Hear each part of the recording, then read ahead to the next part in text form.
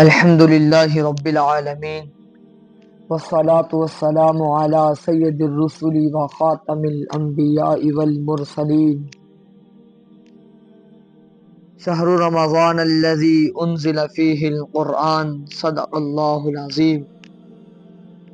محترم سامعین، جیسا کہ آپ کے علم میں ہے کہ کل بتایا تھا کہ رمضان المبارک کا کورس شروع کریں گے رمضان کورس کے نام سے، اس میں رمضان کے فضیلت، رمضان کے مسائل، رمضان کے احکامات کو بیان کریں گے۔ آئیے آج پہلا سبق ہے تو رمضان المبارک کی فضیلت آپ احباب کے سامنے رکھتا ہوں۔ جناب نبی کریم صلی اللہ علیہ وسلم کی ایک حدیث مبارکہ سے شروع کرتے ہیں۔ حضرت سلیمان رضی اللہ تعالیٰ عنہ سے روایت ہے، فرماتے ہیں کہ رسول اللہ صلی اللہ علیہ وسلم نے ہمیں شعبان کے آخر میں خطاب فرمایا، اے لوگو، تم پر ایک مہینہ آ رہا ہے جو بہت بڑا اور بہت مبارک مہینہ ہے۔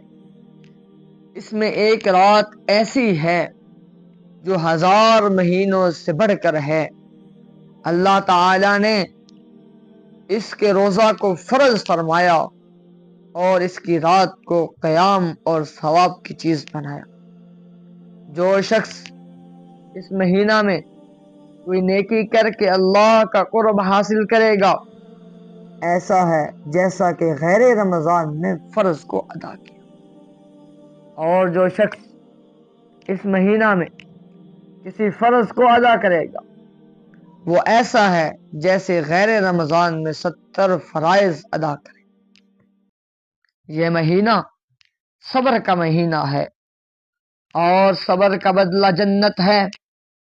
یہ مہینہ لوگوں کے ساتھ غم خواری کرنے کا ہے۔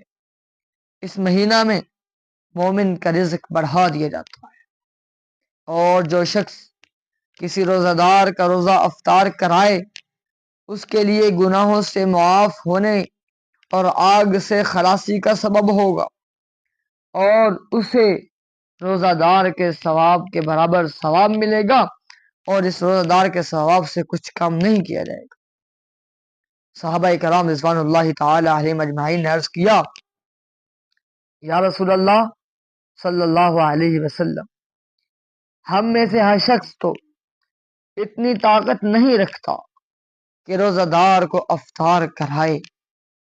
تو آپ صلی اللہ علیہ وسلم نے فرمایا، یہ ثواب پیٹ بھر کے کھلانے پر موقوف نہیں، بلکہ اگر کوئی بندہ ایک کھجور سے روزہ افطار کرا دے، یا ایک گھونٹ پانی سے، یا ایک گھونٹ لسی کا پلا دے، تو اللہ تعالی اس پر بھی یہ ثواب مرحمت فرما دیتے ہیں۔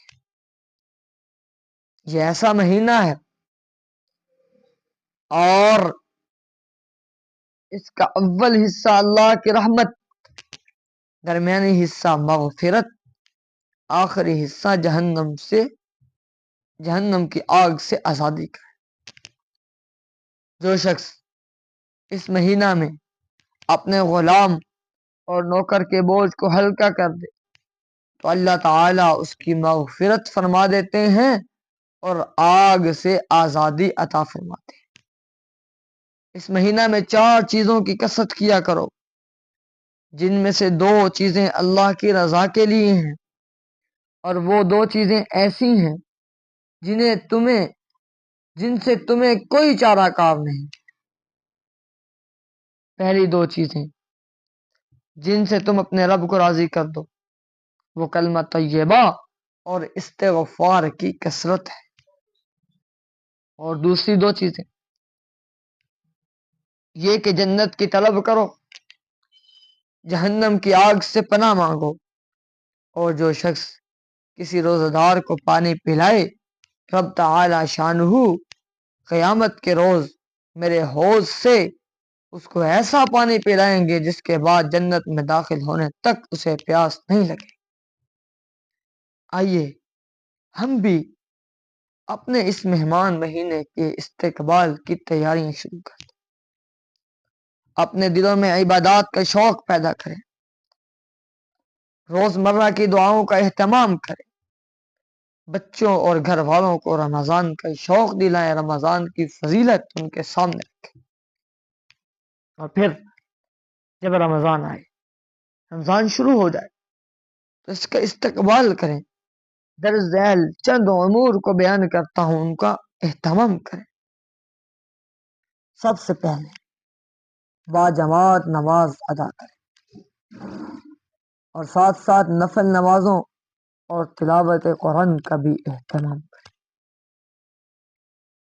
اور دوسرا، زبان، آنکھ اور تمام اعضاء کو گناہوں سے اور دل و دماغ کو برے خیالات سے پاک رکھے، بچا کے رکھے۔ اور پھر صلہ رحمی، صدقہ خیرات کریں۔ اور پھر جو آج کل سوشل میڈیا پر ڈرامے، فلمیں، یہ چیزیں ٹی وی، کیبل اور سوشل میڈیا سے جتنا ہو سکے اتنا بچے۔ البتہ جو مستند علماء کی زیر نگرانی میں چلنے والے بینچز ہیں، چینلز ہیں، جو اصلاحی ویڈیوز ہیں، وہ دیکھتے رہیں، لیکن فضول ڈرامے، فلمیں، ان سے بچیں۔ اور ملازمین، اہل خانہ سے نرمی کا برتاؤ، ان کے کام کا بوجھ ہلکا کریں، گھر والوں کے ساتھ کام میں معاونت کروائیں۔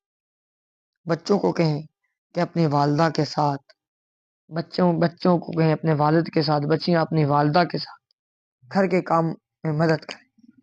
اور صاحب حیثیت ہیں، اللہ نے مال دیا ہے، تو کوشش کر کے رمضان میں عمرہ کریں۔ رمضان میں عمرہ ادا کریں گے تو ثواب حج جیسا ہو۔ اور باہمی لڑائیاں، کدورتیں ختم کر کے اللہ کی رضا کے لیے ایک دوسرے کو معاف کرتے ہیں۔ اور پھر سنت تراویح 20 رکعت مکمل پڑھے، 20 رکعت سنت تراویح جو ہے وہ مکمل پڑھے۔ اور جب رمضان کا چاند دیکھے تو پھر یہ دعا پڑھے، اللہم احلہ علینا بالجمن والایمان والسلامت والاسلام ربی وربک اللہ۔ ترجمہ بھی سن لیجئے، اے اللہ اس چاند کو ہم پر برکت، ایمان، خیریت اور سلامتی والا کر دیجئے۔